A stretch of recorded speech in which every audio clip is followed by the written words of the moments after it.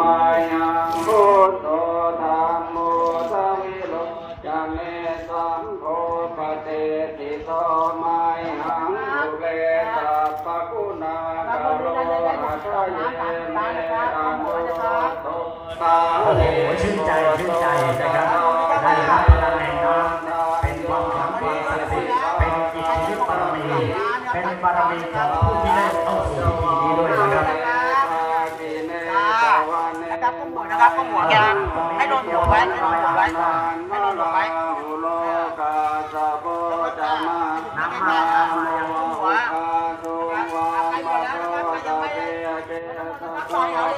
ที่พาคาตมิงตุริโยวะปะพังกาโลนิสินโน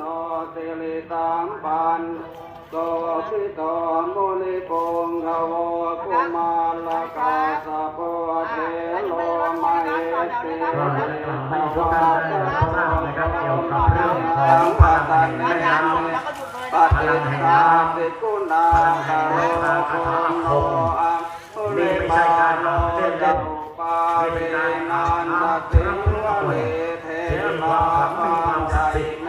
ท่านอธิษฐานจิตอธิษฐานใจดีๆแล้วท่านจะสมหวังดังที่ปรารถนาทุก